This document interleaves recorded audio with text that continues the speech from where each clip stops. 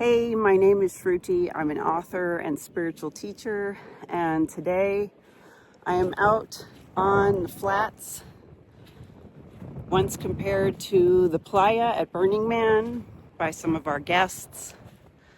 This is where I come when I visit my dad on the East Coast and my grandmother, who is now 101 years old.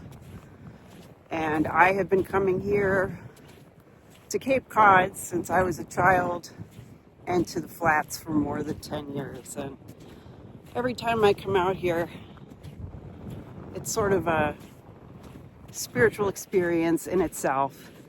I always am thankful when I'm able to make this trek because it requires good feet. So there are years when I have not been able to come. And this year, I am in the process of recovering from surgery on both of my feet. Definitely able to come out here with my special water shoes, but definitely also not free of pain. Very, very painful to walk still, especially side-to-side motions, which I have been reassured will get better over time, but has not been the easiest recovery process, and also has not been the easiest in my larger healing arc of recovering from multiple chronic illnesses, including the one that blew up my ear and face. So luckily it's not very hot today. It's also not full-on sun, which is good for me since I don't do well with that. And there's a terrific strong wind out here on the beach always, which helps. So again, just super grateful to be out here and to be able to share part of that. Something that I've really wished I could share more with people over the years. It's just such a private part of my life because it's something I do with my family. It's my dad's side of the family, which is very private. But in my life and in my work, it's my goal to share certain spiritual experiences with other people. So my larger goal beyond just me sharing about my story and having my YouTube and my book would be to open up what you might call sanctuaries. And it would just be so magical to have one particular sanctuary in this part of the country where you're able to access the beach and nature like this for the purposes of having a spiritual experience. It's just there's nowhere in the world that I've found, pardon my poor camera skills, there's just nowhere in the world I found where you can have this kind of environment. And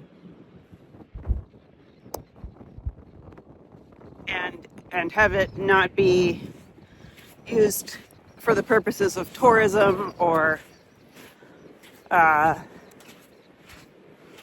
have it be filled with people and restaurants and so on. A sanctuary, the idea of a sanctuary is spiritual retreat, healing, the ability to have that space to really look inside of oneself and also appreciate the natural beauty for what it is, which is an expression of source. Of course, I don't just imagine a sanctuary on this side of the country. There could be multiple locations for sanctuaries in places I've visited across the country. And in order to do that, you do need a certain amount of not just resources, but also a tone. And what I've been working on before daring to set foot into that phase of my work is setting the appropriate tone. I've seen plenty of places that have all the ingredients, that have places to stay and food to eat and time to be quiet, but they don't set the appropriate tone. And so all of the same dysfunction from our previous human existence gets unconsciously pulled into the space. Now, in some ways, that's always going to happen. That's why we're on spiritual retreat, is to look at these things. But if you walk into a space that's still based on a hierarchical, patriarchal structure that objectifies you from the moment you walk in the door, how are you going to see yourself as a free, energetic, genderless being? It's not going to happen. So more important to me than setting up a roof and 4 walls somewhere has been setting the appropriate tone. But having said that, there's lots of sort of odd experiences I've had that when you take them one by one are very random, but when you put them all together, kind of build this idea of maybe even a new way of building a sanctuary. I spent 4 weeks in Vermont volunteering on a construction site to build a sustainable home when I was younger. They're called earth ships. They're based out of Taos, New Mexico. They're really, really cool. They don't require any heating, any cooling. All the water systems, all the systems are self-contained. So you don't need to rely on the grid. I volunteered growing food on organic farms. I've studied sustainable architecture to the point of learning how to draft plans, which was horrible. Hope I never do that again. But it just gave me an idea of what, like, I spent time installing the electrical systems on the construction site as one of my projects. So I get an idea of how to install electrical, even though I'm not going to be doing that as a career. I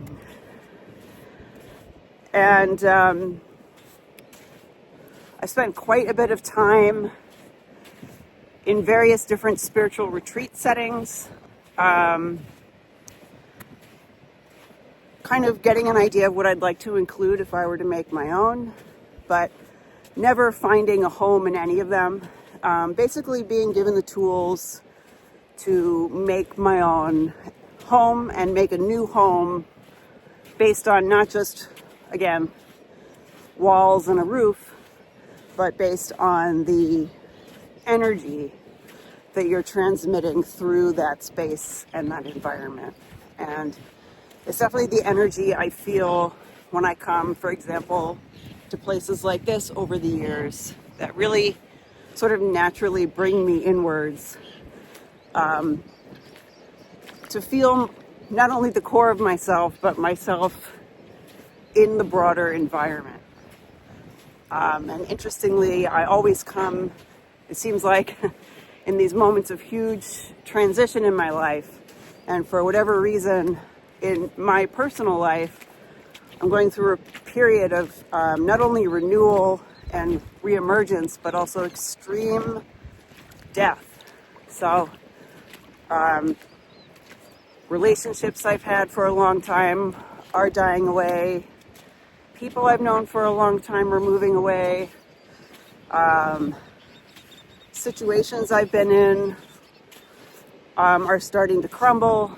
And I haven't actually experienced this level of widespread death and destruction in my life since I picked up everything that me and my family owned and moved across the country. And so I'm not totally sure of what's on the horizon, but I know by the signals I receive around me in my life, and also triggered by experiences like coming out here again to this kind of place that doesn't even feel like you're on the earth sometimes, that there's a huge transition point, probably for a collective of people on the horizon. And that's the most interpredictive, any kind of psychic prediction I'm going to get. So I'm just going to leave you guys here with a bit more of the view and hopefully talk to you soon.